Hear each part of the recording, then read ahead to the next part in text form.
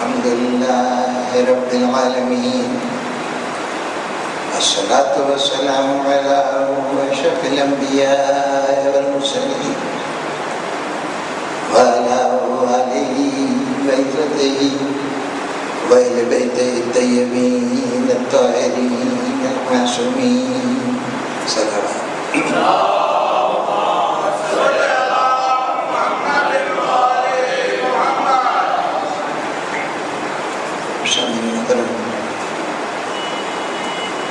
آج دوسری گفتگو کا مرحلہ شروع ہے، لیکن ابھی تک شاید آپ بھی اور میں بھی اپنے ذہنوں میں یہ بات واضح نہیں کر سکے کہ آغاز مجلس کس وقت ہونی چاہیے۔ کل مجھے ممبر پہ آتے آتے 9 بج گئے تھے، اس میں خود میرے تاثر کا قصور بھی تھا۔ آج خیال یہ تھا کہ 8:30 بجے حاضر خدمت ہو جاؤں، اور ہو بھی گیا، لیکن مجلس شروع ہوتے ہوتے 8:45 ہو رہے ہیں۔ تو اگر آپ محسوس کرتے ہیں کہ نماز مغربین کے خاتمے کے بعد، حدیث قصہ کی تلاوت کے بعد 8:30 بجے میں منبر تک جا سکوں گا، تو کل سے کوشش کی جائے کہ مجلس 8:30 بجے میری حد تک، یعنی شروع تو اس سے پہلے ہو جائے تاکہ کچھ پیش خانی بھی ہو جائے، مسجد کا ماحول، مجلس کا ماحول بن جائے،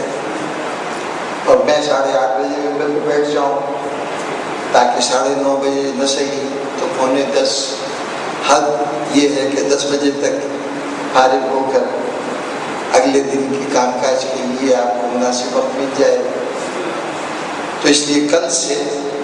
ہم کوشش کریں گے انشاءاللہ، آپ حضرات کا تعاون رہا تو یہ کہ مجلس فوراً بعد نماز مغربین، جس میں حدیث کے ساتھ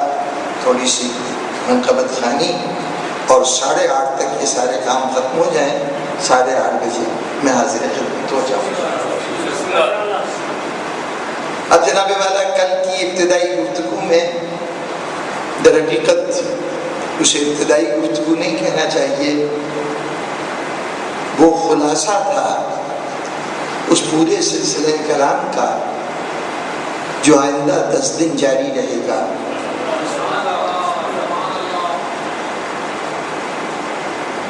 بنیادی طور پر موضوع گفتگو ہمارے چھٹے امام کی شخصیت ہے، لیکن جو اس موضوع کے لیے سلسلہ کلام کا انتخاب کیا گیا ہے، اس میں مجھے اس علم کے سفر کا تذکرہ کرنا ہے کہ جو ذات رسالت سے شروع ہوا اور امام جعفر صادق علیہ السلام کی ذات تک پہنچ کر وہ سلسلہ اپنے نقطۂ کمال پر پہنچا۔ تو مجھے بتدریج اس سفر علم کا ذکر کرنا ہے، لیکن ایک مرتبہ اعادہ کلام کے طور پر یہ عرض کر دوں کہ کل جو کچھ کہا گیا وہ تمام تقریروں کا خلاصہ تھا، اور اب کل کی تقریر کا خلاصہ وہ گوش گزار کر دوں کہ اسلام بنیادی طور پر جہالت کے خلاف علم کا روشن چراغ تھا۔ وہ انسانیت جو صرف وہ کچھ جانتی تھی جو اس کے حواس کے ذریعے سے اس کے علم میں آ سکتا تھا، یہ علم اس کو حیوانوں سے کوئی ممتاز نہیں کرتا تھا، کیونکہ حیوان بھی وہی کچھ علم رکھتا ہے جو وہ اپنے حواس سے جان سکتا ہے۔ یہاں انسان اور دوسرے جاندار حیوان یہ ایک سطح کے اوپر کھڑے ہوئے ہیں۔ اب انسان کو اشرف المخلوقات بننے کے لیے کسی ایسے علم کی ضرورت تھی جو حیوان کے سطح معلومات سے بلندتر ہوتا، اور وہ علم ہو سکتا تھا کہ جس کا تعلق حواس سے نہ ہو، ان 5 ذرائع سے، سماعت، بصارت، شامہ، ذائقہ، لمس، یہ 5 ذریعے اصول علم کے نہ ہوں بلکہ کوئی اور ذریعہ ہو، اور وہ ذریعہ وحی کا ذریعہ تھا کہ وہ ذات علم پہنچائے کہ جو براہ راست اللہ کی بارگاہ سے علم لے کر آیا ہو۔ چنانچہ اب جو علم آئے گا وہ علم ہوگا کہ جو انسان کو حیوان سے اشرف المخلوقات کے درجے تک پہنچانے والا علم ہوگا، وہ علم جو آدمی کو انسان بنانے والا علم ہوگا، وہ علم کہ جو انسان کے کردار کی تعمیر کی بنیاد بنے گا، صرف حقائق کا مجموعہ نہیں، جو کچھ ہے وہ نہیں، جو ہونا چاہیے اس کا علم عطا ہوگا۔ اور یہ علم کہاں سے ملے گا؟ اس کے علم کا واحد ذریعہ وہ ذات پیغمبر ہوگی جو یہاں آ کے علم حاصل نہیں کرے گی بلکہ بارگاہ ہستی سے علم لے کر آئے گی۔ چنانچہ جب اس نبی نے اللہ کا پیغام ہم تک پہنچانا شروع کیا تو اب جو علم ہم تک منتقل ہوا وہ علم تاریخ نہیں ہے، وہ جغرافیہ نہیں ہے، وہ سائنس کے علوم نہیں ہیں، بلکہ پیغمبر جو علم پہنچا رہا ہے وہ علم ہے جو انسان سازی کا کام کرتا ہے، جو شخصیت بنانے کا کام کرتا ہے، جو دنیا کی بھی فلاح ہے اور جس میں آخرت کی فلاح کا بھی راستہ موجود ہے۔ دنیا کا کوئی علم بھی انسان کو دنیا کا سفر طے کرنے میں تو مدد دے سکتا ہے، لیکن آخرت کا سفر طے کرنے کے لیے سوائے دین کے اور کوئی ذریعہ نہیں ہو سکتا۔ تو وہ علم جو اللہ سے پروردگار عالم سے لے کر نبی آیا ہے، اس علم کو ہم تک منتقل کرنا در حقیقت پیغمبر کا بنیادی فریضہ تھا۔ اور وہ دین جو انسان کو انسان بناتا ہے، اشرف المخلوقات بناتا ہے، وہ علم جو انسان کو آخرت کی منزلیں طے کرنا سکھاتا ہے، اس علم کا دوسرا نام ہدایت ہے۔ چنانچہ پیغمبر کا بنیادی فریضہ اس علم کو پہنچانا کہ جس کے ذریعے انسان ہدایت یافتہ ہو جائے، لیکن چونکہ پیغمبر آخری پیغمبر ہے اس لیے اس کا معاملہ یہاں پر ختم نہیں ہوتا کہ وما علینا الا البلاغ، بس میرا کام تو وقت پہنچانا تھا۔ یہ تو پچھلے انبیاء کا طرز عمل تھا کہ جن کو یہ اطمینان تھا کہ ہم جائیں گے تو ہمارے بعد ایک اور اللہ کا نمائندہ آ جائے گا جو بات انسانیت فراموش کر دے گی، اس بات کو آنے والا پھر سمجھا دے گا۔ پھر پچھلے انبیاء جزوی طور پر دین کو پہنچاتے رہے، علم منتقل کرتے رہے، لیکن وہ علم کلی نہیں تھا، پورے کائنات کا احاطہ کرتا ہوا نہیں تھا، کسی ایک جزو حیات سے تعلق رکھتا ہوا علم تھا۔ لیکن جب آخری پیغمبر آیا تو اس نے جو علم منتقل کیا ہے، اس نے زندگی کے تمام شعبوں کو اپنے دامن میں لے کر علم کو پہنچایا ہے۔ اس نے پوری کائنات کی فلاح کے اصول معین کیے ہیں، اس نے پوری انسانیت کی نجات کا راستہ دکھایا ہے۔ اب یہ کام کر کر اگر رسول چلا جائے، یہ علم پہنچا کے چلا جائے، تو بعد میں جب جزوی علم آیا تھا تو اسے انسانیت محفوظ نہیں رکھ سکی تھی۔ انبیاء نے، پچھلے انبیاء نے جو علم پہنچایا تھا وہ جز تھا، اس جز کی جو انسانیت حفاظت نہ کر سکی وہ اس کلی علم کی حفاظت کیسے کر سکتی تھی؟ اس لیے ضرورت تھی کہ اب جب یہ دین دنیا میں چھوڑا جائے تو لاوارث نہ چھوڑا جائے، انسانیت کے رحم و کرم پہ نہ چھوڑا جائے، تباہ آزمائی کرنے والوں کی تباہ آزمائی اور ان کے ایڈونچرزم کے حوالے نہ کیا جائے، بلکہ کوئی ایسا نظام بنا دیا جائے کہ جس کے بعد دین کو کوئی خطرہ نہ رہے، اس دین کی حفاظت کے لیے کوئی انتظام کر دیا جائے۔ اب یہ وہ کام تھا کہ جو اس سے پہلے کسی نبی کے سپرد نہیں ہوا تھا، یہ وہ کام تھا کہ اگر یہ نہ ہو، یہ وہ کام ہے کہ کسی نبی نے پہلے نہیں کیا، لیکن اگر آخری نبی کے دور میں یہ کام نہ ہو تو پھر اس کا مطلب یہ ہوگا کہ 1,24,000 انبیاء جو پیغام اب تک پہنچاتے رہے ہیں وہ سارا پیغام رائے جائے گا، وہ پیغام دنیا تک باقی نہیں رہ سکے گا، نسل انسانی کو پھر ہدایت کی ضرورت پیش آئے گی۔ تو اب ضروری ہے کہ آخری نبی کوئی ایسا انتظام کر کے جائے کہ جس کے بعد یہ دین محفوظ رہ سکے، قیامت تک محفوظ رہ سکے۔ اور اگر وہ یہ انتظام نہ کر کے جائے تو اس کا مطلب یہ ہوگا کہ پچھلے تمام انبیاء کا بھی کام بیکار گیا، خود اس نبی کی ساری محنتیں بھی بیکار گئیں۔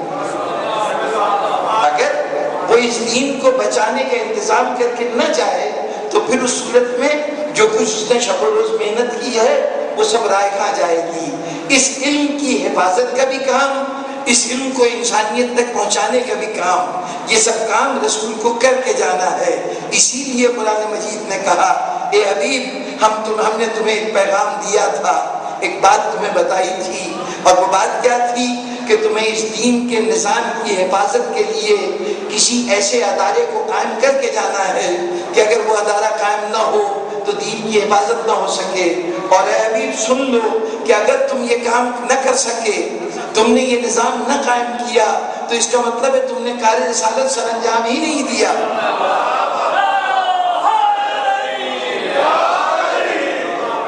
یہ نہیں کہ اللہ کے رسول کی محنتوں کو خداوند عالم نظر انداز کر رہا ہے، اسے خدا نخواستہ یہ کہہ رہا ہے، یہ نعوذ باللہ یہ بالکل غلط تصور ہوگا کہ بڑی سختی سے کہا جا رہا ہے رسول اگر تم نے کیا، تم نے یہ کام نہ کیا تو ہم تمہیں کوئی اجر نہیں دیں گے، کوئی قیمت ادا نہیں کریں گے، کوئی انعام نہیں ملے گا، تمہارا سارا دین کا کیا ہوا کام بیکار ہو جائے گا۔ جی نہیں، یہ اس کام کے سلسلے میں نہ کرنے پر رسول کو تنبیہ نہیں کی جا رہی، بلکہ نہ کرنے کے خطرات سے آگاہ کیا جا رہا ہے۔ یہ اللہ کی عدالت کے خلاف ہوتا کہ ساری زندگی نبی محنتیں کرتا رہے، دنیا کی باتیں سنتا رہے، پتھر کھاتا رہے، کانٹوں پہ چلتا رہے، اعضائے بدن کو زخمی کراتا رہے، کبھی دانت شہید ہوں، کبھی ماتھے پہ پتھر لگے، یہ سب زحمتیں اٹھاتا رہے، گھر بار چھوڑے، عزیزوں کو ناراض کرے، ان سے لا تعلق ہو، نہ معلوم کتنی جنگوں میں جا جا کر اپنی جان کو خطرے میں ڈالے، ساری زندگی تو اللہ کام لیتا رہے، اور جب وہ وقت آئے کہ اب اجرت دینے کی بات ہو، اب صلہ دینے کی بات ہو، اب انعام دینے کی بات ہو، تو اللہ کہہ دے ان لم تفعل فما بلغت رسالتہ، اب اگر تم نے یہ آخری کام نہ کیا تو تم نے رسالت ہی نہیں پہنچائی۔ یہ خلاف عدل الہی ہوتا اگر وہ رسول کو اس کا اجر نہ دیتا، نہیں اجر اپنی جگہ پر، لیکن یہ بتا رہا ہے کہ رسول تم جو کام تمہارے سپرد کیا گیا ہے اس کی اہمیت یہ ہے کہ اگر وہ کام نہ کیا گیا تو تمہاری ساری محنت ضائع چلی جائے گی۔ ہم تو اجر دے دیں گے، ہم تو ثواب و صلہ دے دیں گے، ہم نے تو تمہارے لیے قیامت تک کے لیے یہ اصول بنا دیا ہے کہ اللہ خود بھی اور اس کے تمام فرشتے بھی تمہارے لیے دعائے رحمت کرتے رہیں گے، تم پہ درود بھیجتے رہیں گے، ہماری طرف سے نعمتوں میں کمی نہیں ہوگی۔ لیکن حبیب 1,24,000 انبیاء کی محنتوں کا نتیجہ تم نے پیش کیا تھا، تمہارا وہ نتیجہ اگر باقی نہ رہا تو تمہاری نبوت کی بھی محنت ضائع جائے گی، ان انبیاء کی محنت بھی ضائع جائے گی۔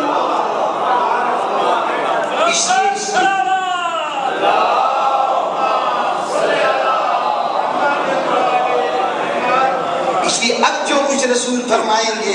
جو کام کریں گے، وہ کام کسی ایک فرد کو اقتدار دینا نہیں ہوگا، کسی ایک فرد کی جانشینی کا مسئلہ نہیں ہوگا، کسی ایک ذات کی عزت افزائی نہیں ہوگا، اس کو کسی منصب سے سرفراز کرنا نہیں ہوگا، بلکہ اس نظام کا تعارف کرانا ہوگا کہ جس کے بعد اب دین کو کوئی خطرہ نہ رہے۔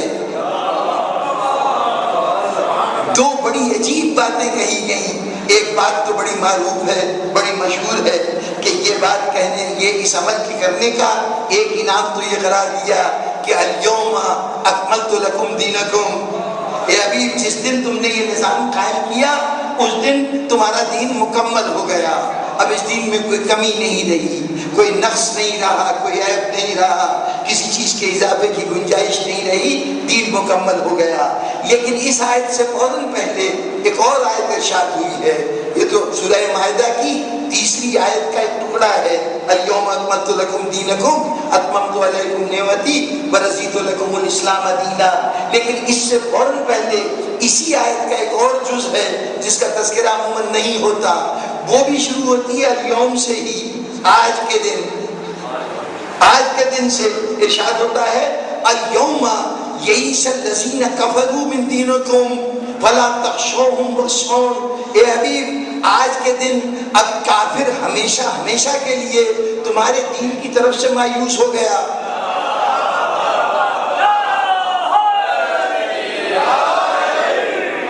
اس نے بہت سے خواب دیکھے تھے،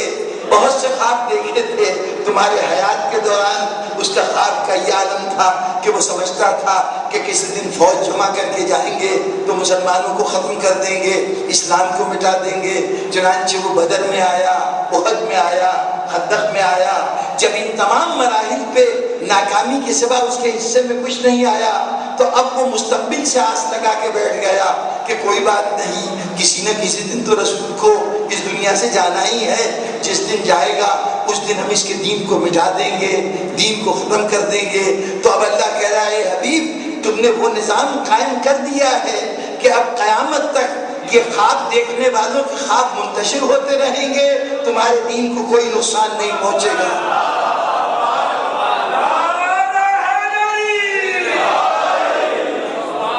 اليوم یئس الذین کفروا من دینکم، اے حبیب تمہارے دین کی طرف سے یہ جو لوگ کفر کرتے ہیں نا یہ مایوس ہو گئے۔ اور بڑی عجیب بات ہے، قرآن مجید نے بھی یہ مایوسی کا ذکر جو کیا تو وہاں یہ نہیں کہا کہ آج کے دن کافر تم سے مایوس ہو گئے۔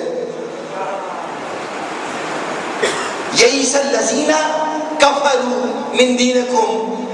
یئس الکفار من دینکم نہیں، یئس الکافرین من دینکم نہیں، کافر مایوس نہیں ہوئے۔ الذین کفروا وہ لوگ جو کفر کرتے ہیں،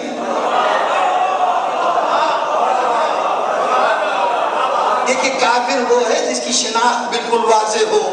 کہ جس نے اسلام کو قبول نہیں کیا وہ گروہ کافرین میں سے ہے، اس کے تو کردار کے اس کے عمل پر یعنی اس نے اپنا نام ہی ایسا رکھا ہے کہ وہ پہچانا جاتا ہے یہ کافر ہے یہ مومن ہے۔ تو اللہ نے کہا صرف وہ مایوس نہیں ہوئے، وہ جو بظاہر تو اسلام کا کلمہ پڑھتے ہیں لیکن در حقیقت ابھی کفر سے جدا نہیں ہوئے، وہ بھی آج مایوس ہو گئے کہ اب تم اس دین کے سلسلے میں وہ تمہیں کوئی نقصان، دین کو تمہارے نقصان نہیں پہنچا سکیں گے۔ اب اطمینان سے رسول نے وہ نظام قائم کیا کہ جو دین کی حفاظت کا انتظام ہے، دین کو باقی رکھنے کا نظام ہے۔ رسول جس علم کو منتقل کرنا چاہتے ہیں، جس ہدایت کو منتقل کرنا چاہتے ہیں، اب وہ ہدایت ان کی ذمہ داری ہے۔ رسول کا کام تھا اس ہدایت کو پہنچا دینا، اس ہدایت کے تمام اجزاء کا قولی طور پر بھی اظہار کر دینا، عملی طور پر بھی اظہار کر دینا۔ آخرت کی نجات کیسے حاصل ہوگی تمام طریقے بتا دینا، یہ نبی کی ذمہ داری تھی۔ نبی یہ سارا کام کر گیا، پچھلے نبی بھی یہ کام کرتے رہے تھے، یعنی وہ یہ بتا کے جاتے رہے کہ آخرت کی منزل تک کیسے پہنچا جائے گا، کیسے بخیریت جا سکتے ہو۔ لیکن چونکہ یہ آخری نبی ہے، اگر صرف سبق دے کے چلا جائے اور انسانیت کے اس سبق پر عمل کرنے کا کوئی انتظام نہ کرے، حفاظت ایک کام تھا، دین کی حفاظت ایک کام تھا، اس دین کو معاشرے کے اندر نافذ کرنا یہ بھی تو نبی کا کام ہونا چاہیے تھا نا۔ لیکن ابھی تک کا نبی استاد بن کے آتا تھا، درس دیتا تھا، علم منتقل کرتا تھا۔ اب کوئی علم کی حفاظت کرے یا نہ کرے یہ اس کی قسمت ہے،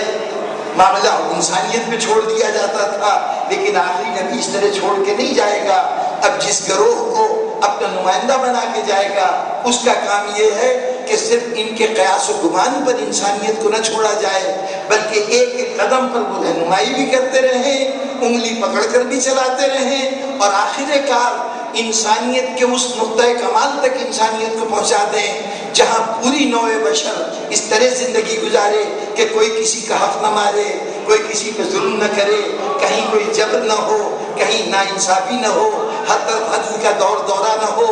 امامت کا سفر ہے جہالت کی گہرائی میں گرے ہوئے انسانیت کو وہاں سے نکال کر اس نقطۂ کمال پہ پہنچانا جہاں پوری انسانیت علم کی دولت سے مالا مال ہو جائے۔ یہ سفر ہے،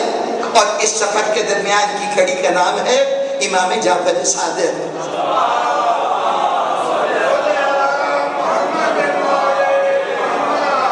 اچھا، تو اب جناب والا بات کو آگے بڑھاتے ہوئے یہ علم کہاں سے ملے گا؟ یہ کون سا علم ہے؟ کیا جو درسگاہوں میں حاصل ہوتا ہے؟ ہم پہلے کہہ چکے درسگاہوں میں تو وہ کچھ ہوگا جو انسان کے مشاہدے میں ہے، جو حواس خمسہ سے حاصل کرتے ہیں۔ یہ علم درسگاہ انسانی سے مل ہی نہیں سکتا، یہ حواس سے بالا تر علم ہے۔ اس کا صرف ایک ذریعہ ہے کہ وہاں سے علم لے کے کوئی آئے جس کی اصل علم ہو۔ کل میں نے عرض کیا کہ وہ اصل رسالت کیا ہے؟ اصل رسالت وجود بشریت نہیں ہے، اصل رسالت عین علم ہے۔ لباس بشریت تو بعد میں پہنایا گیا، پہلے علم کو وجود دیا گیا۔ الرحمن علم القرآن، پہلے تو اس نے علم قرآن کو ایک علم قرآن بتا دیا گیا، کس کو بتایا؟ کوئی ذکر نہیں کیا۔ یہ کام کرنے کے بعد کہ علم قرآن کسی کو دے دیا گیا، وہ کسی کون تھا؟ ابھی اس کا کچھ نام نہیں ہے، ابھی اس کا کوئی نام نہیں ہے۔ تو کیا کیا کہ اب خلق الانسان، اب ہم نے لباس بشریت بنا کے پہنا کر اسے دنیا کے اندر خلق کر دیا۔ اصل اس کا علم قرآن ہے، ظاہر اس کی بشریت ہے۔ اب اس جملے کی وضاحت پورے نبوت کے تمام عظمتوں کو اپنے دامن میں سمیٹے ہوئے ہے، اب اس تفصیل کا وقت نہیں ہے، لیکن امر واقعہ یہ ہے کہ پیغمبر کی اصل علم ہے، اور علم بھی یہ تاریخ جغرافیہ، یہ فزکس کیمسٹری کا علم نہیں، مشاہدے کا علم نہیں، وہ علم حقیقی جو بارگاہ ازلی سے حاصل کر کے آیا ہے، اور اب اس کا کام یہ ہے کہ وہ اس علم کو دنیا تک پہنچائے۔ تو نبی نے اپنے دور میں وہ کام کیا، اب اس کے بعد یہ سارا فریضہ ایک ٹیم کے سپرد ہے۔ لیکن نبی جب اپنی زندگی میں علم پہنچا رہا تھا تو علم پہنچانے میں اس نے کوئی کمی نہیں کی، علم منتقل کرنے میں، ہدایت منتقل کرنے میں۔ اب جب میں لفظ علم کا استعمال کروں، نبی کے ساتھ جس علم کا ذکر ہو رہا ہے اسی کا دوسرا نام ہدایت ہے۔ یاد رہے کہ یہ دونوں چیزیں ایک ہی چیز ہیں۔ اس علم کی بات ہو رہی ہے جو انسان کے بخشش کا ذریعہ بن سکے، نجات کا ذریعہ بن سکے، اسی کو ہدایت کہتے ہیں۔ تو نبی ہدایت دینے کے لیے آیا ہے، چنانچہ اس نے علم پہنچایا اور اس میں کوئی کمی نہیں کی۔ کمی کی ہوتی تو کم از کم جن کو دیا جا رہا تھا وہی شکایت کرتے کہ ہمیں زندگی کے بھلا اصولوں پہ تو کچھ بتایا ہی نہیں۔ بعد میں کسی موقع پر وہ قول رسول کو، فرمان رسول کو نظر انداز کرتے ہوئے یہ کہتے ہیں کہ رسول اس مسئلے کو یوں ہی چھوڑ گئے تھے۔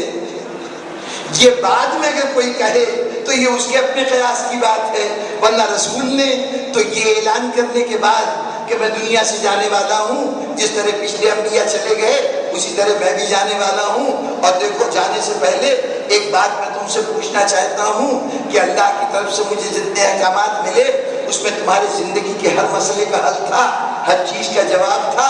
یہ بتاؤ کہ کیا میں نے تمام مسئلوں کا حل تمہیں بتا نہیں دیا؟ کیا میں نے تمہیں دین مکمل طور پر پہنچا نہیں دیا؟ اب جب دین کہہ رہے ہیں مکمل طور پر نہیں پہنچا دیا، تو اگر رسول کسی اہم مسئلے کے سلسلے میں آج تک انہوں نے کچھ نہ کہا ہو، اور وہ اہم مسئلہ ایسا ہو کہ جس کا رسول کا جانے کے ساتھ گہرا تعلق ہو، کوئی ایسا اہم مسئلہ کہ جس کا رسول کے جانے کے ساتھ گہرا تعلق ہو، آج کم از کم یہ تو پوچھنا چاہیے تھا کہ اس مسئلے کا جواب تو دے دیجئے کہ جو آپ کے جانے کے فوراً بعد سب سے پہلے سر اٹھائے گا۔ مسئلے کی اہمیت اتنی تھی کہ جنازہ رسول گھر میں رکھا رہے، لیکن مسلمان کہیں کہ جناب اتنا بڑا معاملہ ہے، قوم منتشر ہو جائے گی، آپس میں اختلاف ہو جائے گا، خون خرابہ ہو جائے گا، دین تباہ و برباد ہو جائے گا، اس لیے جنازہ رسول اٹھتا رہے گا، دفن رسول ہوتا رہے گا۔ پہلے ہم یہ طے کر لیں کہ اب قوم کے مستقبل کا سربراہ کون ہوگا، حاکم کون ہوگا۔ مسلمان جس مسئلے کو اتنا اہم سمجھ رہے ہیں، رسول وہ مسئلہ سنائے بغیر دنیا سے چلا گیا۔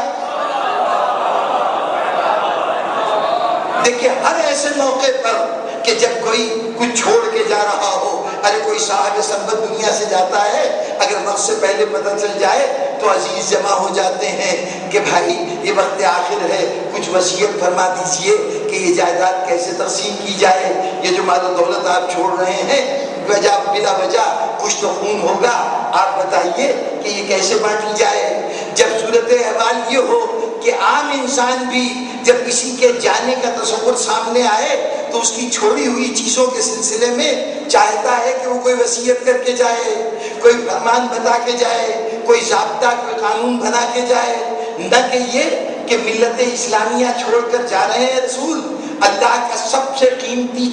سرمایہ جو انسانیت کی طرف منتقل ہو سکتا تھا، جسے دین کہتے ہیں، جس کو پہنچانے کے لیے اللہ نے 1,24,000 افراد کو اپنی پوری زندگی صرف کر دینے پر آمادہ کیا، وہ دین اللہ کا رسول چھوڑ کے جا رہا ہے۔ مسلمان کو رسول کی آنکھ بند ہوتے ہی احساس ہو گیا کہ اس کی حفاظت کا کوئی انتظام ہونا چاہیے، اور رسول کو آخری اعلان کرتے ہوئے بھی احساس نہ ہوا۔ اس وقت کسی کا نہ پوچھنا کہ یا رسول اللہ سب کچھ تو بتا کے گئے آپ، نماز بتا دی، روزہ بتا دیا، حج و زکوٰۃ بتا دیا، یہ تو بتائیے کہ یہ دین کا سرمایہ اس کے بعد کس کے ہاتھ میں ہوگا، کس کے حوالے ہوگا۔ اب رسول کا فریضہ تھا بتا کے جاتا، مسلمان کی ذمہ داری تھی کہ اس وقت پوچھتا کہ یا رسول اللہ اتنی قیمتی حق کا امانت دار کون ہے، اس شے کا امین کون ہے، اس دین کا محافظ مالک کون ہے، آج کے بعد اس دین میں رہبر و رہنما ہادی کون ہے، ہمیں ہدایت دینے والا کون ہوگا۔ اگر کسی نے نہیں پوچھا، اگر رسول نے کچھ بتایا نہیں اس مرحلے پر اور کسی نے پوچھا بھی نہیں، تو میں نہیں سمجھ سکتا کہ نہ رسول کو احساس ذمہ داری ہو، نہ مسلمانوں کو اپنی ضرورت کا احساس ہو۔ دونوں میں سے کوئی تو یہ کہتا کہ یا رسول اللہ اپنے مستقبل کے لیے بتا کے جائیے۔ اگر کسی نے کچھ نہیں کہا تو اس کے علاوہ کوئی نتیجہ ہی نہیں نکلتا کہ رسول بتا کے جا رہا ہے اور جاننے والے جانتے ہیں کہ کون ہے وارث۔